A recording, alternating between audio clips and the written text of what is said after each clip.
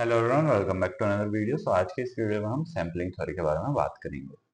तो sampling theory क्या होती है कि मान लीजिए आपके पास एक जो है बड़ी सी पॉपुलेशन है। मान लीजिए 1 लाख लोग हैं, 2 लाख लोग रह रहे हैं एक शहर के अंदर, एंड आपको कोई सर्वे वगैरह करवाना है। तो पूरे 1 लाख लोगों पे सर्वे करवाना काफी मुश्किल हो सकता है हमारे लिए। ठीक है, बहुत सारे रीजन से, because of many reason such as time, financial etcetera. यही हम कह रहे हैं स्टैटिस्टिकल ऑब्जर्वेशन या इन्वेस्टिगेशन अगर हम कर रहे हैं, कोई सर्वे वगैरह कर रहे हैं, तो कंप्लीट एनुमरेशन ऑफ पॉपुलेशन, हर एक पॉपुलेशन जो पैरामीटर है, पॉपुलेशन जो हमारा लार्ज सैंपल होता है, जिसके हम जो है जिसके अंदर हम वैल्यूज ले रहे हैं, उसे हम जो है पॉपुलेशन बोलते हैं। ठीक है, पॉपुलेशन की डेफिनेशन है आगे कि इन statistics population is a group of individuals, objects, animate और इनएनिमेट अंडर स्टडी। पॉपुलेशन में भी फाइनाइट और इनफाइनाइट, जिनको आप स्टडी कर रहे हैं, जिनके फॉर एग्जांपल आप हाइट मेजर कर रहे हैं बहुत सारे लोगों की, या फिर वेट मेजर कर रहे हैं, या फिर एज मेजर कर रहे हैं। एज और हाइट और वेट मेजर कर रहे हैं, उनके बीच में रिलेशन निकाल रहे हैं, सर्वे कर रहे हैं, तो वो पॉपुलेशन कहलाता है। ठीक है, अब ये पूरी पॉपुलेशन के ऊपर जो है फॉर्मूला लगाना या स्टडी करना काफी मुश्किल हो सकता है। ठीक है, तो इसीलिए हमने कहा thus we take help of sampling. इसलिए हम जो है सैम्पलिंग की हेल्प लेते हैं। एंड सैम्पलिंग क्या होती है? सैम्पलिंग हमारे पास ये होती है कि हम एक सैंपल निकालते हैं बड़ी सी पॉपुलेशन में से। ठीक है, a finite subset of statistical individuals in a population is called a sample. Number of individuals in a sample is called sample size. जितने आप ले रहे हैं वो उसको सैंपल साइज बोलेंगे। अगर मैं इसका एक बहुत आसान सा एग्जांपल लूं, तो मान लीजिए आप कहीं पर जो है फॉर एग्जांपल दुकान पर आप चावल लेने गए। ठीक है, अब कंटेनर भर करके चावल पड़े हैं। ठीक है, मान लीजिए आप किसी किराना की दुकान पर गए जहां पर खुले में चावल पड़े हैं, पैक्ड चावल लेने नहीं गए हैं आप। तो हर एक चावल के दाने को आप चेक नहीं कर सकते, तो आप क्या करेंगे कि उसमें से एक मुट्ठी चावल बाहर निकालेंगे एंड उनकी क्वालिटी देखेंगे कि कैसी क्वालिटी है। अगर उनकी क्वालिटी अच्छी होगी तो आप वो जो है उस कंटेनर में से चावल जरूर लेंगे। अगर उनकी क्वालिटी अच्छी नहीं होगी तो आप नहीं लेंगे। तो ये क्या है? यही हमारा सैंपल है। जो आपने एक छोटा सा कंटेनर में से निकाला है, यही सैंपल है। एंड जो पूरा कंटेनर है वो पॉपुलेशन है।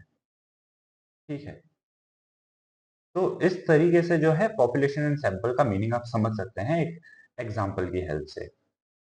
ऑलराइट, तो सैम्पलिंग जो है थ्योरी इसी हमारे काम आती है कि बड़ी सी पॉपुलेशन को स्टडी करना इतना आसान नहीं होगा।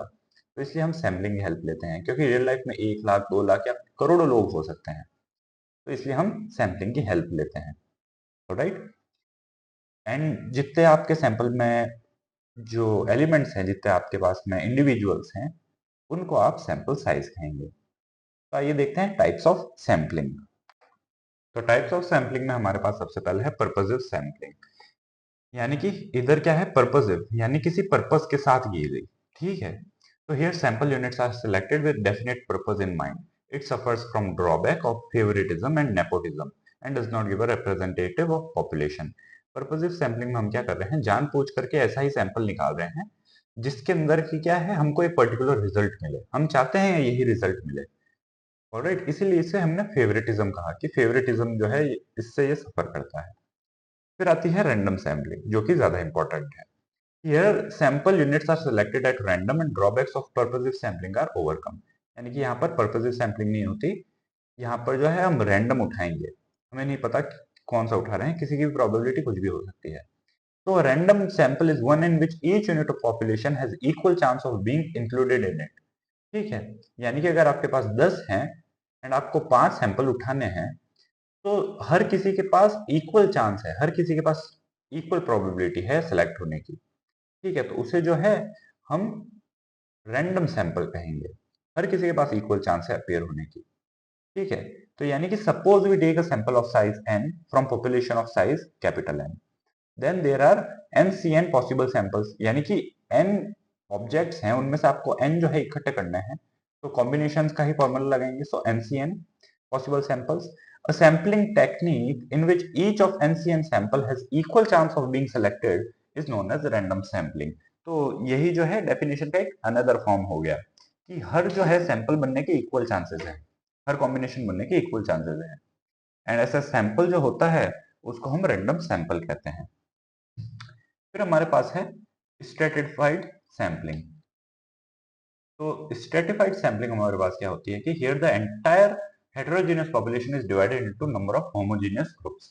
यानी कि मान लीजिए आपके पास जो है, आपको स्टडी करनी है, कोई एक किसी भी चीज की स्टडी करनी है, एंड मान लीजिए आपके पास जो है हेटेरोजेनियस पॉपुलेशन। हेटेरोजेनियस पॉपुलेशन मतलब कि अलग अलग क्वालिटीज हैं उनकी। फॉर एग्जाम्पल मान लीजिए ये जो है, हम कोई स्टडी कर रहे हैं कुछ लोगों के ऊपर। आधे लोग जो है हिली एरिया में रहते हैं, आधे लोग जो है मान लीजिए किसी रेगिस्तानी एरिया में रहते हैं। ठीक है, तो दोनों के अंदर जो है ऑब्जर्वेशंस अलग अलग होंगी, कुछ ना कुछ पैटर्न अलग होगा। तो हमने क्या किया, पॉपुलेशन को दो हिस्सों में बांटा, एंड ये होमोजेनियस ग्रुप हो गया। यहाँ पर सिर्फ हिली एरिया वाले होंगे, यहाँ पर सिर्फ जो है रेगिस्तानी एरिया वाले होंगे। ऑलराइट, फिर हम जो है इनके अंदर इंडिविजुअल रैंडम सैंपल्स निकालेंगे। ठीक है, होमोजेनियस ग्रुप्स बनाएंगे, usually termed as strata, which differ from one another but each of these groups is homogeneous within itself। यानी ये दोनों आपस में तो अलग होंगे लेकिन अंदर ही अंदर जो है होमोजेनियस है, अंदर एकदम सेम है। Then units are sampled at random from each of these stratum. The sample size in each stratum varies according to the relative importance of stratum in the population। मान लीजिए ये जो है, अगर आपके पास में स्ट्रेटम आपने बनाए हैं, एक छोटा है और एक बड़ा है, तो इसकी जो सैंपल साइज निकालेंगे वो छोटी सैंपल साइज निकालेंगे, इसकी सैंपल साइज बड़ी सैंपल साइज निकालेंगे, ताकि रेशियो दोनों का सेम रहे। ठीक है, किसकी कितनी इंपॉर्टेंस है उसके अकॉर्डिंग निकालेंगे। The sample, which is the aggregate of sampled units of each of the stratum, is termed as stratified sample। Aggregate यानी कि जो इंडिविजुअल आपने सैंपल निकाले हैं उनका कॉम्बिनेशन जो है उसको स्ट्रेटिफाइड सैंपल कहेंगे आप। ठीक है, and the technique of drawing the sample is known as stratified sampling. And यही जो टेक्निक है स्ट्रेटिफाइड सैंपलिंग कहलाती है। Such a sample is by far the best and can safely be considered representative of population from which it has been drawn। ठीक है, ये जो है बेस्ट सैंपल रहता है हमारे पास, क्योंकि फॉर एग्जांपल मान लीजिए आप वोटिंग के ऊपर जो है कुछ स्टडी कर रहे हैं, वोटिंग प्रेफरेंस पे या फिर वोटिंग एज के ऊपर, तो अलग अलग स्टेट्स के अंदर जो है अलग अलग पैटर्न देखने को मिल सकते हैं आपको। तो आप क्या करेंगे, हर स्टेट को अलग अलग स्टेटा बना देंगे। ठीक है, एंड हेटेरोजेनस ग्रुप्स हैं तो इंडिविजुअल होमोजेनस ग्रुप बना दिए, अलग अलग स्टेट के अलग अलग सैंपल्स लेंगे और उनका कॉम्बिनेशन करके फाइंड आउट करेंगे। ऑलराइट, तो ये स्ट्रेटिफाइड सैंपलिंग हुई। अब आते हैं पैरामीटर एंड स्टैटिस्टिक्स के ऊपर, जो कि हमारा मेन टॉपिक है। तो पैरामीटर क्या होता है? The statistical constants of the population are referred to as parameters. For example population mean is denoted by mu and population variance by sigma square. ठीक है, तो अब देखिए, आपने एक तो जो है पॉपुलेशन थी आपके पास में, ठीक है, एंड उसमें से आपने जो है निकाला सैंपल। ठीक है, अब पॉपुलेशन जो है उसका अगर आप मीन निकालेंगे तो वो अलग निकलेगा एंड सैंपल का मीन अलग निकलेगा। तो पॉपुलेशन के जो भी स्टैटिस्टिकल कांस्टेंट्स हैं, यानी मीन, मोड, वेरिएंस, कुछ भी, उनको जो है आप कहेंगे पैरामीटर्स। ठीक है, उनको हमने नाम दिया है पैरामीटर्स। एंड फिर statistical measures computed from sample observation alone are termed as statistic. For example mean, mean को जो है इससे डिनोट किया जाता है, सैंपल मीन को, एंड वेरिएंस को एस स्क्वायर से। तो दोनों में डिफरेंस क्या है? ये जो है म्यू जो है, अब से जब हम बात करेंगे तो म्यू का मतलब होगा पॉपुलेशन मीन, सिर्फ मीन नहीं, पॉपुलेशन मीन, यानी कि जो बड़ा वाला आपका सैंपल है, जो ओरिजिनल पॉपुलेशन है उसका मीन, एंड एक्स बार आपका हो गया सैंपल मीन। ठीक है, यानी आपने जो स्मॉल सैंपल निकाला है उसका मीन। अब देखिए सैंपल तो अलग अलग हो सकते हैं, मान लीजिए ये S2 है, ये S1 है, तो इसका जो सैंपल मीन होगा वो X1 होगा, इसका जो सैंपल मीन होगा वो X2 होगा, लेकिन पॉपुलेशन का जो मीन है वो म्यू ही रहेगा हमेशा। ठीक है, वो चेंज नहीं होगा, एंड यहाँ पर एक्स बार है। ठीक है, सिमिलरली वेरिएंस है कि पॉपुलेशन वेरिएंस जो है वो है पॉपुलेशन की टोटल वेरिएंस कितनी है, एंड सैंपल वेरिएंस मतलब इंडिविजुअल सैंपल्स हैं उनकी क्या वेरिएंस है, उसको हमने स्मॉल एस से डिनोट किया है, S1 स्क्वायर, S2 स्क्वायर। ठीक है, फिर in practice parameter values are not known and estimate based on sample values are used. Statistic is a function of sample values only. ठीक है, स्टैटिस्टिक्स जो है सैंपल वैल्यूज का ही फंक्शन है, सिर्फ सैंपल वैल्यूज पे डिपेंड कर रहा है। And in practice parameter values are not known. हमें पूरी पॉपुलेशन मान लीजिए 1 करोड़ है, 2 करोड़ है, तो उनके लिए हम कैलकुलेट नहीं कर पाते कुछ कुछ चीजें। तो वो हमें नोन नहीं होती है, हमें सिर्फ सैंपल ही पता होता है। तो हम सैंपल जो हमें पता है उसकी हेल्प से पॉपुलेशन वाला जो पैरामीटर है उसको प्रिडिक्ट करते हैं। ऑलराइट, तो ये जो है यही प्रोसेस हमारा होता है हाइपोथेसिस टेस्टिंग के अंदर, यही जो है इंपॉर्टेंस है स्टैटिस्टिक्स एंड पैरामीटर्स की। ठीक है, estimate based on sample values are used. अब अगर एस्टिमेट हम यूज कर रहे हैं तो हमें ये भी श्योरिटी होनी चाहिए एस्टिमेट सही है, तो वहीं पर आता है अनबायस्ड एस्टिमेट। स्टैटिस्टिक टी जो कि x1 x2, अब यहाँ पर x1 x2 क्या है, सैंपल वैल्यूज हैं। ठीक है, x1 x2 एंड xn, तो ये टी जो है सैंपल वैल्यूज का फंक्शन है स्टैटिस्टिक, यानी कि ये सैंपल का कोई स्टैटिस्टिकल मेजर आपने निकाला है, मीन हो सकता है, मोड हो सकता है, वेरिएंस हो सकता है, कुछ भी। Is called an unbiased estimate of population parameter theta if E T is equals to theta. E का मतलब क्या है, एक्सपेक्टेशन। एक्सपेक्टेशन यानी कि दैट इज मीन। यानी कि कहने का मतलब क्या हुआ कि मेरे पास पॉपुलेशन थी, पॉपुलेशन में से मैंने सैंपल्स निकाले S1, ठीक है, S2, अलग अलग सैंपल्स निकाले मैंने, S3 एंड सो ऑन। ठीक है, इसके लिए मुझे वैल्यू मिली मान लीजिए T1 सैंपल स्टैटिस्टिक्स की। ठीक है, फॉर एग्जांपल मीन है, S1 का मीन हमें T1 मिला, S2 का T2 मिला, S3 का T3 मिला, एंड सो ऑन Sn का जो है Tn मिला। तो इन सब का जब आप मीन निकालेंगे, ठीक है, मीन वो क्या होगा, ईटी होगा। एंड अगर वो आपको थीटा के इक्वल मिल जाता है तब वो कहलाएगा अनबायस्ड एस्टिमेट। ठीक है, अनबायस्ड एस्टिमेटर या फिर अनबायस्ड एस्टिमेट। तो x bar is unbiased estimate of mu, यानी सैंपल मीन जो होता है वो हमारे पॉपुलेशन मीन का अनबायस्ड एस्टिमेट होता है। यानी कि मान लीजिए आपने 1000 लोगों का जो है सर्वे किया, 1000 में से आपने 100 के ग्रुप बनाए, ठीक है, सबके लिए मीन निकाला, इसके लिए एक्स बार 1 आया, इसके लिए एक्स बार 2 आया, and so on X bar N तक आया। ठीक है, फिर इनका जब आप मीन निकालेंगे तो आपको जो है पॉपुलेशन मीन म्यू के इक्वल मिल जाएगा, ई एक्स बार।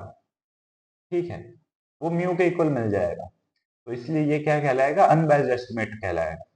लेकिन जो सैंपल वेरिएंस है वो अनबायस्ड एस्टिमेटर नहीं होती है, वो हमारी बायस्ड एस्टिमेटर होती है। ऑलराइट, तो ये होता है अनबायस्ड एस्टिमेट का मतलब। Now sampling distribution of statistic क्या होता है, तो देखिए, जैसा कि मैंने कहा कि यहाँ पर आपने S1 निकाला, S1 का T1 निकाला, S2 का T2 निकाला, तो वही हमने कहा कि if we draw sample of size n from population of size capital N, then number of possible sample is NCN। तो मान लीजिए आपने ये टोटल NCN सैंपल्स निकाले, ठीक है, जिनको कि आपने k कह दिया, सो मान लीजिए SK तक निकाले आपने, TK तक। ठीक है, for each of this k sample values we can compute some statistic T। वही मैंने कहा आपको कि S1 के लिए भी आप मीन निकाल सकते हैं, S2 के लिए भी, सबके लिए अलग अलग आएंगे। ठीक है, the set of the values of statistic obtain one for each sample is called sampling distribution of statistic. यही जो है स्टैटिस्टिक का सैंपलिंग डिस्ट्रीब्यूशन कहलाता है। तो अगर मैंने कहा सैंपलिंग डिस्ट्रीब्यूशन ऑफ मीन, तो इसका मतलब ये हुआ कि आपने जो है एक पॉपुलेशन को सैंपल्स में डिवाइड किया, हर सैंपल के लिए मीन निकाला, वो कहलाएगा उसका सैंपलिंग डिस्ट्रीब्यूशन। ठीक है, thus, statistic t can be regarded as a random variable which takes values t1, t2, and so on till tk, and we can compute various statistical constants such as mean, variance, etc. यानी कि आपका t जो है वो खुद एक random variable हो गया जो अलग अलग वैल्यूज ले सकता है, t1, t2, t3 and so on tk। तो अगर ये रैंडम वेरिएबल हो गया तो t के खुद के लिए भी तो हम मीन वेरिएंस निकाल सकते हैं। तो वही हमने कहा कि for example mean T bar क्या हो जाएगा, 1/k summation i equal to 1 to k ti। Variance क्या हो जाएगा, 1/k summation ti minus T bar whole square. ठीक है, तो ये होता है हमारा सैम्पलिंग डिस्ट्रीब्यूशन का मतलब, कि आपके पास कोई स्टैटिस्टिक है, उसके आपने सैंपल की जो वैल्यूज निकाली, सैंपल स्टैटिस्टिक अलग अलग सैंपल्स के लिए, उसको ही आप सैम्पलिंग डिस्ट्रीब्यूशन ऑफ स्टैटिस्टिक कहते हैं। एंड वो खुद एक रैंडम वेरिएबल बन गया, उसको रिगार्ड कर सकते हैं एक रैंडम वेरिएबल से। तो अगर रैंडम वेरिएबल बन गया है, तो रैंडम वेरिएबल अगर है तो उसके लिए भी अलग अलग जो कॉन्स्टेंट्स हैं वो कैलकुलेट किए जा सकते हैं। ऑलराइट, तो ये तो हुआ हमारा सैम्पलिंग डिस्ट्रीब्यूशन। फिर स्टैंडर्ड एरर क्या होता है, So the standard deviation of sampling distribution of statistic is known as standard error, abbreviated as SE. For example, standard error of sample mean x bar for large sample is sigma by root n, where sigma is population variance and n is sample size. तो standard error क्या होता है कि आपके पास जो sample statistic है, ठीक है, सैम्पलिंग डिस्ट्रीब्यूशन बनाया है आपने स्टैटिस्टिक का, उसके लिए हम हर तरीके की जो भी क्वांटिटीज निकालते हैं, statistical measure, mean, mode, variance, वो सब निकाल सकते हैं। तो हमने उसके लिए जो है मान लीजिए स्टैंडर्ड डिविएशन निकाला, तो उस स्टैंडर्ड डिविएशन को ही हम क्या कहते हैं, स्टैंडर्ड एरर कहते हैं, ठीक है। एंड स्टैंडर्ड एरर हमारा यूज आता है हाइपोथेसिस टेस्टिंग के अंदर। अभी हम देखेंगे कैसे। तो एग्जाम्पल एक ऐसा है कि सैंपल मीन जो है एक्स बार, उसका लार्ज सैंपल्स के लिए स्टैंडर्ड एरर होता है sigma by root N, where sigma क्या है, पॉपुलेशन वेरिएंस है, and N is sample size, ठीक है। फिर utility of standard error, utility क्या है इसका? So SC plays a very important role in large sample theory and forms basis of testing of hypothesis. If T is any statistic, then for large samples, अब देखिए T अगर कोई statistic है, आप कोई वैल्यू निकाल रहे हैं सैंपल के लिए, तो आप क्या कर सकते हैं, T minus E T by root of variance T जो है वो आपका नॉर्मल डिस्ट्रीब्यूशन फॉलो करेगा, स्टैंडर्ड नॉर्मल डिस्ट्रीब्यूशन, ठीक है, जिसके अंदर म्यू 0 हो जाए एंड वेरिएंस 1 हो जाए, वो स्टैंडर्ड नॉर्मल डिस्ट्रीब्यूशन कहलाता है। ऑलराइट, तो ये क्या है हमारा स्टैंडर्ड नॉर्मल डिस्ट्रीब्यूशन। क्योंकि स्टैटिस्टिक्स के अंदर हमारे पास थ्योरम होती है, हम कहते हैं कि अगर आप जो है वैल्यूज ले रहे हैं, सर्वे कर रहे हैं फॉर एग्जांपल, तो जैसे ही आप बहुत लार्ज सैंपल लेंगे, लार्ज सैंपल थ्योरी, बहुत जैसे ही ज्यादा लार्ज सैंपल लेंगे, तो आपका नॉर्मल डिस्ट्रीब्यूशन फॉलो करेगा म्यू कॉमा सिग्मा स्क्वायर के साथ। अब आपने क्या किया, T minus E T by root variance T कर दिया। तो जैसे ही आप ये करेंगे T minus E T by root variance T, तो ये आपका क्या हो जाएगा, 0,1 की रेंज में आ जाएगा, ये स्टैंडर्ड बन जाएगा। क्योंकि इसका मीन क्या होगा, फॉर एग्जाम्पल ये जो क्वांटिटी है इसका मीन क्या होगा, EZ निकालेंगे तो देखिए ET, एंड ये तो कांस्टेंट है, ये बाहर आ जाएगा, सो ET माइनस ET, तो क्या हो गया, 0 हो गया। इसी तरीके से जब आप इसकी वेरिएंस निकालने जाएंगे, ठीक है, तो वेरिएंस आपके पास क्या निकलेगी, वेरिएंस आपकी 1 निकलेगी। ऑलराइट, तो इसीलिए जो है हमने इसे कहा स्टैंडर्ड नॉर्मल डिस्ट्रीब्यूशन, क्योंकि नॉर्मल डिस्ट्रीब्यूशन का ही फॉर्मूला लगता है इसमें, बट स्टैंडर्ड हो जाता है, 0,1 आ जाता है। क्योंकि देखिए जैसे अगर वेरिएंस की बात करें हम, सो वेरिएंस z क्या होगी, variance t minus A T. अब देखिए variance t minus A T, variance के लिए फॉर्मूला होता है कि variance of x plus a जो है वो अगेन वेरिएंस ऑफ x हो जाती है, एडिशन का इस पर फर्क नहीं पड़ता। एंड वेरिएंस ऑफ के एक्स जो है वो के स्क्वायर एक्स हो जाती है, के स्क्वायर वेरिएंस एक्स हो जाती है, मल्टीप्लीकेशन का फर्क पड़ जाता है। तो जैसे ही आप इस पूरे के ऊपर वेरिएंस लगाएंगे, ठीक है, फॉर एग्जाम्पल जैसे ही आप वेरिएंस निकालने जाएंगे z की, तो variance of t minus E T upon root variance t है ना, तो रूट ऑफ वेरिएंस t ये तो कांस्टेंट है एक, तो ये बाहर आएगा, स्क्वायर हो जाएगा, सो 1 upon variance t, and t minus E T, E T भी कांस्टेंट है, तो इसका कोई फर्क पड़ेगा नहीं, सो वेरिएंस t बचेगा, मल्टीप्लीकेशन में कैंसल आउट होके 1 बच जाएगा। तो इस तरीके से हमने देखा z जो है स्टैंडर्ड नॉर्मल वेरिएट, उसका मीन 0 है एंड वेरिएंस 1 है, इसीलिए स्टैंडर्ड नॉर्मल डिस्ट्रीब्यूशन को ये फॉलो कर रहा है for large samples. Alright, now if the discrepancy between observed and expected values of a statistic is greater than z alpha times its SE, the null hypothesis is rejected at alpha level of significance. अभी हम इसके बारे में और detail में देखेंगे, पर हम करते क्या हैं कि आपकी जो ऑब्जर्व वैल्यू है ना, एक्सपेक्टेड वैल्यू है, ठीक है। अब हम क्या कह, देखिए अभी हमने थोड़ी देर पहले कहा था कि जो स्टैटिस्टिक है, फॉर एग्जांपल मीन की अगर मैं बात करूं, तो expected value of sample mean जो है वो आपके पास पॉपुलेशन मीन होनी चाहिए, क्योंकि मीन का EX जो है, EX बार वो म्यू के इक्वल आता है, ठीक है, वो अनबायस्ड एस्टिमेट होता है। तो ये तो क्या होना चाहिए, म्यू होना चाहिए आइडियल केस के अंदर, ठीक है। तो हमने यही कहा कि अगर मैं z into S E T कर दूं तो मुझे क्या मिल रहा है, t माइनस ई टी मिल रहा है। ठीक है, अब अगर यहां पर देखिए, if the discrepancy between observed and expected values of a statistic is greater than z alpha times its SE, discrepancy मतलब उनके बीच में डिफरेंस जो आ रहा है, ठीक है, अगर इससे बड़ी होगी तो हम जो है उसको रिजेक्ट कर देंगे कि नहीं, ये जो सैंपल है इस पॉपुलेशन से नहीं लिया गया है। फॉर एग्जाम्पल मैंने कहा कि आपके पास में एक बड़ी सी पॉपुलेशन है एंड मैंने एक सैंपल दिया आपको, मैंने कहा इस सैंपल का मीन कुछ ऐसा है। ठीक है, अब पता करिए कि ये सैंपल इसी पॉपुलेशन से लिया गया है कि नहीं लिया गया है। तो वो कैसे पता चलेगा हमें, वो ऐसे ही पता चलेगा कि हम जो है जेड अल्फा टाइम्स जो ऐसी है उससे कंपेयर करेंगे, इसका जो एक्चुअल मीन है ई टी यानी कि म्यू जो पॉपुलेशन मीन है, एंड उससे कंपेयर करेंगे एंड फिर उससे जो है हमें पता चलेगा कि हाँ इससे बिलोंग कर रहा है या नहीं कर रहा है। इसके हम एग्जांपल्स भी लेंगे, न्यूमेरिकल्स भी लेंगे, अभी हम थ्योरी पढ़ रहे हैं। ठीक है, and if t minus et is less than equal to z alpha into set, then the deviation is not regarded as significant। ये t minus et क्या deviation दिखा रहा है, कितना दूर है आपका सैंपल का मीन आपके पॉपुलेशन के मीन से। ठीक है,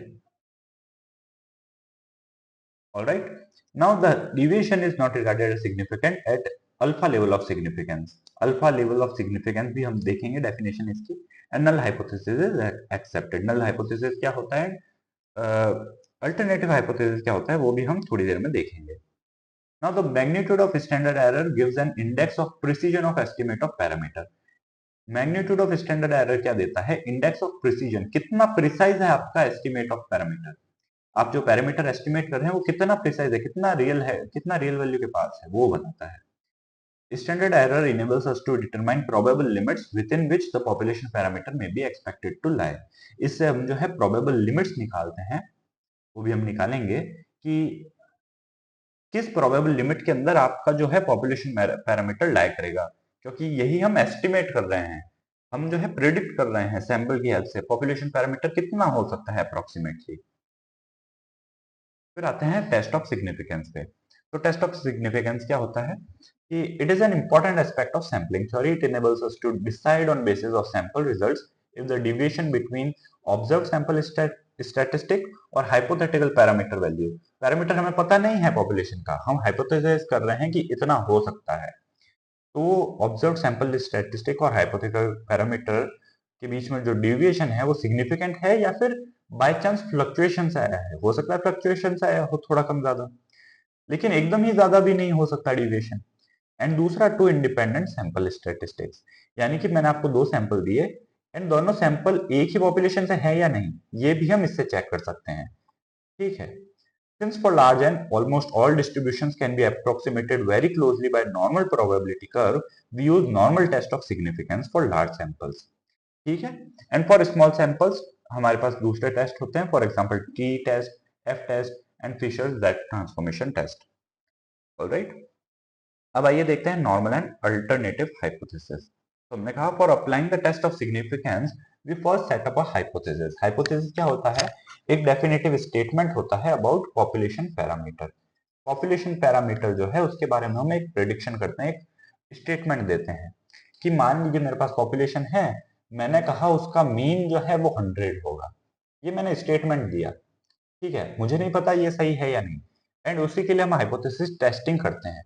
तो जो हम इनिशियल जो स्टेटमेंट देते हैं उसको हम हाइपोथेसिस कहते हैं, नल हाइपोथेसिस। ठीक है, which is usually hypothesis of no difference. It is called null hypothesis and usually denoted by H not. H not से हम इसे डिनोट करते हैं। Any hypothesis which is complementary to null hypothesis is called an alternative hypothesis. जो इसका उल्टा होगा वो जो है अल्टरनेटिव हाइपोथेसिस कहा जाएगा, H1। For example, if we want to test the null hypothesis that the population has a specific mean mu naught, मैंने कहा कि mean mu naught है, तो मेरा H naught क्या हुआ, mu is equals to mu naught, population mean is equals to mu naught। Alternative hypothesis क्या हो सकते हैं, तीन केस बन सकते हैं। mu is not equal to mu naught, कि mu not equal to mu naught, इसका मतलब क्या है, mu naught से बड़ा भी हो सकता है, छोटा भी हो सकता है, तो ये कहलाएगा टू टेल्ड टेस्ट। ठीक है, फिर H1 एक मेरे पास पॉसिबिलिटी, ये पॉसिबिलिटीज है हमारे पास, इन तीनों में से हम कुछ भी दे सकते हैं। अलग अलग केसेस में अलग अलग जो है स्टेटमेंट देते हैं। तो H1 हो सकता है mu is greater than mu naught, तो वो कहलाएगा right tail test. And H1 एक हो गया mu is less than mu naught, जो कि हो गया लेफ्ट टेल टेस्ट। ठीक है, ये लेफ्ट की तरफ है, ये राइट की तरफ है। ठीक है, तो ये कहलाएगा left tail, right tail, and जहां पर दोनों तरफ हो सकता है वो कहलाता है टू टेल टेस्ट। ऑलराइट, फिर आया हमारे पास errors in sampling. So there are two types of error. Type 1 error, reject H naught when it is true, and type 2 error accept H naught when it is wrong. कि आपने जो है H naught दिया था, ठीक है, वो आपके पास क्या था, ट्रू था। ठीक है, यानी आपका स्टेटमेंट सही था, लेकिन आपने क्या किया, इसको रिजेक्ट कर दिया। ठीक है, तो वो कहलाएगा type 1 error. And type 2 error हो गया accept H naught when it is wrong, यानी H naught था आपके पास, वो रॉन्ग था, लेकिन फिर भी आपने एक्सेप्ट कर लिया। रॉन्ग था यानी आपको उसको नेगेट करना था, फिर आपने एक्सेप्ट कर लिया। यानी कि accept H not when H one is true, जब एच वन ट्रू हो। अगर एच नॉट रॉन्ग है तो एच वन ट्रू होगा। ठीक है, एंड इसे हम डिनोट करते हैं probability reject H not given H not is equal to alpha, यानी कि एच नॉट है, एच नॉट एग्जिस्ट तो कर रहा है, यानी सही तो है स्टेटमेंट, लेकिन फिर भी आपने उसको नेगेट कर दिया, तो उसको अल्फा बोलते हैं। And accept H not when H one is true. ठीक है, एच वन ट्रू था यानी एच नॉट रॉन्ग था, तब भी आपने एच नॉट को एक्सेप्ट कर लिया, तो उसको हम बीटा से रिप्रेजेंट करते हैं। Alpha and beta are called size of type 1 error and type 2 error. ठीक है, टाइप 1 एरर की साइज टाइप 2 एरर की साइज हो गई है। And alpha and beta are also referred to as producers risk and consumers risk. Producer risk and consumer risk का मतलब क्या है? मान लीजिए आपके पास में कोई कंपनी है, वो क्या हो गई, प्रोड्यूसर हो गई। ठीक है, अब इस प्रोड्यूसर ने क्या है, कोई मशीन मैन्युफैक्चर की या कुछ भी, फॉर एग्जांपल फूड आइटम या फिर कुछ भी मशीन एक जो है प्रोड्यूस की। प्रोड्यूस करने के बाद उसने जो है चेक किया कि डिफेक्टिव है या नहीं है, नॉट डिफेक्टिव। ठीक है, तो उसका जो है एच नॉट हो गया, मान लीजिए नॉट डिफेक्टिव, एच नॉट उसका हो गया नॉट डिफेक्टिव। ठीक है, तो हमने एच नॉट उसका लिख दिया नॉट डिफेक्टिव। अब हुआ क्या कि प्रोड्यूसर ने जो है टाइप 1 एरर कर दी। टाइप 1 एरर करने का मतलब क्या हुआ, डिफेक्टिव नहीं थी, फिर भी उसको रिजेक्ट कर दिया, यानी उसको डिफेक्टिव मान लिया उस आइटम को, एंड उसको फेंक दिया। तो उससे क्या हुआ, उससे ये हुआ कि उसने जो मेहनत की थी, उसने प्रोड्यूसर ने जो अपना पैसा और लगाया था उस मशीनरी को बनाने में, वो उसका खराब हो जाएगा। ठीक है, वो उसका रिस्क, तो ये क्या हो गया, प्रोड्यूसर रिस्क, ये प्रोड्यूसर का रिस्क है। फिर अगर एच नॉट नॉट डिफेक्टिव है तो एच वन क्या है, डिफेक्टिव। अब मान लीजिए प्रोड्यूसर ने जो है टाइप 2 एरर कर दी। टाइप 2 एरर करने का मतलब क्या हो गया कि accept H not when it is wrong, यानी कि एच नॉट रॉन्ग है, यानी कि आइटम डिफेक्टिव था, फिर भी उसको एक्सेप्ट कर लिया और उसको मार्केट में भेज दिया, कंज्यूमर को भेज दिया। तो इसमें रिस्क किसका है, कंज्यूमर का रिस्क है। इसमें नुकसान कंज्यूमर का है, उसको डिफेक्टिव चीज मिल रही है। तो इसलिए हमने इसे producer risk and consumer risk कहा। Right, type 1 error and type 2 error को। फिर नेक्स्ट है हमारे पास critical region and level of significance. तो देखिए क्या होता है ये region for a statistic t in sample space S which amounts to rejection of H naught is termed as critical region of rejection। ठीक है, अभी हम ग्राफ में देखेंगे कि आपके पास जो है लार्ज सैंपल की नॉर्मल डिस्ट्रीब्यूशन फॉलो होगा कुछ इस तरीके से। ठीक है, एंड हम क्या है n 0,1 में भी कन्वर्ट कर रहे थे। हमने ऊपर देखा था z is equals to t minus E T upon variance t, root variance t हमने लगाया था। तो 0,1 में कन्वर्ट कर रहे हैं तो जो है सेंट्रल वैल्यू 0 रहेगी। तो देखिए which amounts to rejection of H not, तो यहाँ पर हम जहां पर रिजेक्ट करेंगे एच नॉट को, उसको हम कहते हैं क्रिटिकल रीजन ऑफ रिजेक्शन। कि अगर वैल्यू इसमें एग्जिस्ट कर रही है तब हम उसको रिजेक्ट कर रहे हैं। ठीक है, क्योंकि यहाँ पर देखिए होने की प्रोबेबिलिटी बहुत कम है, तो हमें कहीं ना कहीं पे तो रिजेक्ट करनी पड़ेगी, कहीं ना कहीं तो बाउंड्री बनानी पड़ेगी।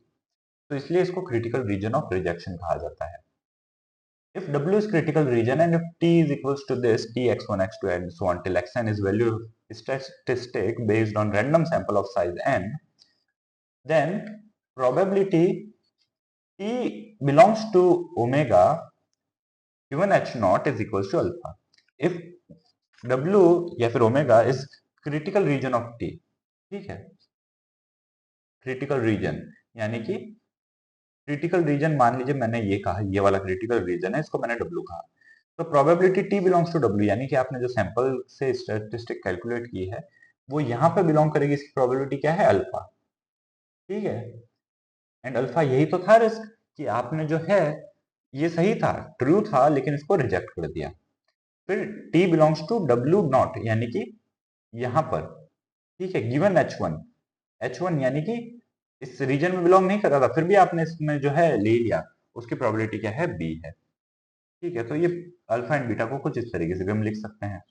Now W W bar it is called acceptance region. ठीक है, एक्सेप्टेंस रीजन है, यहाँ पर आप एक्सेप्ट करेंगे क्योंकि डब्ल्यू बार क्या है, इसका कॉम्प्लीमेंट है डब्ल्यू का, एस माइनस डब्ल्यू। ठीक है, तो एस माइनस डब्ल्यू क्या हो गया, डब्ल्यू में तो रिजेक्ट कर रहे हैं, तो बचे हुए एरिया में एक्सेप्ट कर रहे हैं। The probability alpha that a random variable of statistic t belongs to critical region is known as level of significance। Alpha को ही level of significance कहते हैं कि ये probability बताता है कि value of a statistic belongs to critical region। ठीक है, it is the size of type 1 error, type 1 error की size बताता है। alright, 5% 1% levels are usually used, इनको हम generally use करते हैं, और ये पहले से हम एडवांस में फिक्स करके चलते हैं। फिर one tailed and two tailed test. तो in any kind of in any test critical region is represented by a portion of area under probability curve of sampling distribution of statistic। हम जो है curve बनाते हैं इस तरीके से and उससे जो है रिप्रेजेंट करते हैं। A test where alternative hypothesis is one tail is called one tail test। ठीक है, right or left। Here for example h naught mu is equal to mu naught, then h1 जो है alternative hypothesis क्या होगा, mu greater than mu naught या फिर mu less than mu naught। सिर्फ एक ही तरफ जो है टेस्ट कर रहे हैं तो उसको वन टेल्ड कहते हैं। टू टेल्ड टेस्ट उसे कहेंगे जहां पर अल्टरनेटिव हाइपोथेसिस जो है टू टेल्ड हो, यानी कि नॉट इक्वल टू वाला साइन है, तो वो ग्रेटर देन भी हो सकता है, लेस देन भी हो सकता है। तो कुछ इस तरीके से हमारे पास, इसे हमने इसीलिए टू टेल्ड कहा। ये देखिए यहाँ पर इसकी टेल बन रही है, तो ये टू टेल टेस्ट हो गया, एंड यहां पर एक ही बन रही है इसलिए वन टेल टेस्ट हो गया। ऑलराइट, फिर यहां पर जो है हम जो है रिजेक्शन रीजन है, यहां पर हम रिजेक्ट कर रहे हैं। ठीक है, जेड अल्फा इससे ऊपर एंड माइनस जेड अल्फा से नीचे रिजेक्ट कर रहे हैं, तो ये क्या हो गया, rejection region. Lower critical value and upper critical value two tail test में दोनों ही आएंगी। ठीक है, लेवल ऑफ सिग्निफिकेंस अल्फा रखा है हमने, एंड ये क्या है, ये हमारे पास है acceptance region, acceptance region. Similarly right tail test and left tail test है हमारे पास, बस इसमें एक ही तरफ टेल है। अब राइट टेल टेस्ट में क्या हो रहा है कि मान लीजिए एज जो है हमने फिक्स कर दी, इससे ज्यादा तो हो ही नहीं सकती, तो उस तरीके से जो है जहां पर एक ही बाउंड्री होती है वहां पर हम इसे यूज करते हैं। फिर क्रिटिकल वैल्यूज और सिग्निफिकेंस वैल्यूज। तो value of statistic which separates critical region and acceptance region is called critical value और सिग्निफिकेंट वैल्यू। ये जो z अल्फा है जो सेपरेट कर रही है एक्सेप्टेंस रीजन एंड आपके रिजेक्शन रीजन को, उसी को आप कहेंगे क्रिटिकल वैल्यू या फिर सिग्निफिकेंस वैल्यू। एंड ये किस पे डिपेंड करती है, depends on level of significance used, यानी अल्फा कितना लेवल पे सिग्निफिकेंस आप यूज कर रहे हैं, 1% या 5%। Then alternative hypothesis whether it is two tailed और सिंगल टेल्ड, उस पर भी डिपेंड करती है। अगर टू टेल्ड है तो दो सिग्निफिकेंस वैल्यूज होंगी, सिंगल टेल्ड है तो एक होगी। If n is greater than 30, a sample is considered large, and for large samples, standardized variable corresponding to statistic t, that is z, is equal to t minus at by sct, जो कि normal distribution 0,1 के equal हो जाता है, उसको हम use करते हैं। ठीक है, ऐसी क्या है, स्टैंडर्ड एरर यानी root of variance. Now z follows normal distribution, the value of z alpha is determined using normal probability table। ठीक है, अब देखिए यहाँ पर अल्फा कहने का मतलब क्या है कि फॉर एग्जांपल ये जो है हम जानते हैं जो प्रोबेबिलिटी कर्व होता है उसके अंदर एरिया अंडर, अगर आपके पास पीडीएफ एफएक्स है तो जो इंटीग्रल एफएक्स डीएक्स है ये प्रोबेबिलिटी देता है। प्रोबेबिलिटी यानी कि इसके अंदर का area, integral area under the curve भी देता है हमारे पास। तो देखिए यहां पर हमने क्या किया है, फॉर एग्जाम्पल अगर मैं जेड अल्फा, फॉर एग्जाम्पल सिर्फ सिंगल टेल्ड में बात करूं जेड अल्फा यहाँ पर, तो यहाँ पर मैंने क्या किया है, इंटीग्रेट किया है जो आपका पीडीएफ था नॉर्मल डिस्ट्रीब्यूशन का, उसको जेड अल्फा से लेके इन्फिनिटी, एंड ये मुझे क्या मिल रहा है, अल्फा मिल रहा है, प्रोबेबिलिटी अल्फा यहाँ पे बिलोंग होने वाली प्रोबेबिलिटी अल्फा है। ठीक है, तो ये इस तरीके से निकलता है। लेकिन अब देखिए, जो नॉर्मल डिस्ट्रीब्यूशन होता है वो क्या होता है हमारे पास, वो होता है हमारे पास 1/√2 pi sigma e to the power minus X minus mu by sigma whole square. अब यहाँ पर तो क्या है, n 0,1 है तो म्यू 0 हो गया एंड सिग्मा 1 हो गया, so 1/√2 pi e to the power minus X square बचेगा हमारे पास। ठीक है, यहाँ पर 1/2 भी होता है, सो एक्स स्क्वायर बाय 2। ठीक है, सिग्मा 1 हो गया, म्यू 0 हो गया। अब अगर इसका आप इंटीग्रल कैलकुलेट करना चाहेंगे, ठीक है, करने जाएंगे अगर इसका इंटीग्रल, तो आप डायरेक्ट कैलकुलेट नहीं कर सकते। ठीक है, क्योंकि यहाँ पर गामा फंक्शन भी नहीं लगेगा, गामा के लिए भी 0 से इन्फिनिटी होना चाहिए, तो यहाँ पर आप जो है डायरेक्टली इसका इंटीग्रल कैलकुलेट नहीं कर सकते। इसलिए हमारे पास जो है इसके लिए फिक्स्ड वैल्यूज होती हैं, फिक्स टेबल होती है जिसे कि हम नॉर्मल प्रोबेबिलिटी टेबल्स कहते हैं। उसके अंदर हमारे पास ऑलरेडी गिवन होती है कि अगर आपको लेवल ऑफ सिग्निफिकेंस जो है अल्फा लेना है, तो उसके लिए आपके पास में क्या जेड अल्फा की वैल्यू होगी। जेड अल्फा ऐसे ही फाइंड आउट करेंगे, इंटीग्रल कैलकुलेट करेंगे, लिमिट में जेड अल्फा पुट कर देंगे एज अ वेरिएबल। ठीक है, एंड अल्फा आपको पता है आपको क्या चाहिए, कि फॉर एग्जांपल 5% सिग्निफिकेंस चाहिए, तो यानी कि 0.05 हो गया अल्फा, तो उसमें से फिर जेड अल्फा को कैलकुलेट किया जा सकता है। तो इस तरीके से ही ये कैलकुलेट की गई हैं, प्रोबेबिलिटी टेबल्स इसकी फिक्स्ड होती हैं, इसे हमें याद नहीं करना होता है, ना हम कैलकुलेट कर सकते हैं। So Z alpha is determined using normal probability tables. If n is small, that is n less than 30, we can't use the values of Z alpha based on normal probability tables. We have to use values based on exact sampling distribution. अगर n less than 30 है तो वो large sample consider नहीं किया जाएगा, उसके लिए आपको जो है दूसरे अलग तरीके के टेस्ट यूज करने होंगे। टी टेस्ट होता है, एफ टेस्ट होता है, chi स्क्वायर टेस्ट होता है। फिर प्रोसीजर क्या है फॉर हाइपोथेसिस टेस्टिंग, तो प्रोसीजर कुछ इस तरीके से हमारे पास, नल हाइपोथेसिस, सबसे पहले set up the null hypothesis H naught, जो भी आपका नल हाइपोथेसिस है उसे आप जो है सेटअप करेंगे, स्टेटमेंट देंगे। फिर नल हाइपोथेसिस हो गया, उसके बाद अल्टरनेटिव हाइपोथेसिस देंगे कि अगर एच नॉट ट्रू नहीं है तो एच वन होगा, एंड उसी में आप डिसाइड करेंगे कि टेस्ट जो है सिंगल टेल रखना है या डबल टेल। फिर हम सेलेक्ट करेंगे लेवल ऑफ सिग्निफिकेंस, कि जिसके अंदर हमारी जो है रिलायबिलिटी होनी चाहिए, depending on reliability of estimate and permissible risk, कितना रिस्क हम ले सकते हैं। ठीक है, फॉर एग्जाम्पल अगर कोई टेस्ट है किसी डॉक्टर का, कोई डॉक्टर किसी पेशेंट का टेस्ट कर रहा है एंड जो डिजीज है उसके रिस्क को प्रिडिक्ट कर रहा है, ठीक है, तो उसके अंदर हमारे पास रिस्क कम होना चाहिए, तो 1% लेना चाहेंगे हम नहीं चाहेंगे उसमें ज्यादा रिस्क हो। ऐसा नहीं कि पेशेंट को वो जो है बीमारी हो और पता ना चले। ठीक है, तो इसलिए जो है हम रिस्क करेंगे कि रिस्क चेक करेंगे परमिसिबल कितना है। फिर टेस्ट स्टैटिस्टिक, कि आप जो है जेड अल्फा की वैल्यू फाइंड आउट करेंगे अंडर एच नॉट। ठीक है, टेस्ट स्टैटिस्टिक कैसे निकलेगी, ईटी जो है आप ईटी आपने जो है ऑलरेडी कहा है, नल हाइपोथेसिस कितना हो सकता है, फिर उसकी वैल्यूज पुट करेंगे ऐसी टी की एंड ईटी की, एंड टी जो है सैंपल में आपके पास प्रेजेंट वैल्यू है उसको पुट करेंगे। फिर चेक करेंगे कि एच नॉट के जो है एक्सेप्टेंस रीजन में लाइक कर रही है जेड की वैल्यू या फिर रिजेक्शन में। ठीक है, we compare value of Z in step 4 with the significant value Z alpha. अगर mod Z less than Z alpha, we say it is not significant, यानी कि जो डिफरेंस है ये सिर्फ फ्लक्चुएशन से है और नल हाइपोथेसिस को हम एक्सेप्ट कर सकते हैं। If Z is greater than Z alpha mod Z, तो इसके अंदर दोनों कंडीशन आ गई, minus Z is less than Z minus Z alpha and Z is greater than Z alpha, जो सिंगल टेल्ड है दोनों की कंडीशंस आ गई, तो हम कहते हैं कि it is significant and null hypothesis is rejected at level of significance alpha, कि ये जो डिफरेंस है बहुत ज्यादा है एंड इसको हम जो है एक्सेप्ट नहीं कर सकते with confidence coefficient 1 minus alpha. ठीक है, अल्फा फॉर एग्जांपल 1% था, तो 1 माइनस अल्फा यानी कि 1 माइनस 0.01 99%, तो वही हमने कॉन्फिडेंस कोएफिशिएंट कहा कि इतना कॉन्फिडेंस हमें 99% श्योरिटी है कि ये जो है इससे बिलोंग नहीं कर रहा, ये इसका नहीं हो सकता, 1% चांस अभी भी है कि हो सकता है। ठीक है, यहाँ पर कुछ वैल्यूज हैं जो कि हमारे पास फिक्स्ड हैं, ठीक है, कि टू टेल टेस्ट अगर है z अल्फा उसके लिए फिक्स्ड है 1% के लिए 2.58, देन राइट टेल्ड के लिए 2.33 एंड लेफ्ट टेल्ड के लिए -2.33। फिर 5% अगर सिग्निफिकेंस है तो 1.96 फिक्स्ड है, एंड अगर 10% है तो उसके लिए भी हमारे पास फिक्स्ड है वैल्यूज। ऑलराइट, तो ये वैल्यूज जो है फिक्स्ड है। अगर क्वेश्चन सॉल्व करने आते हैं तो हमें इन्हें याद करके रखना होता है एग्जाम्स में।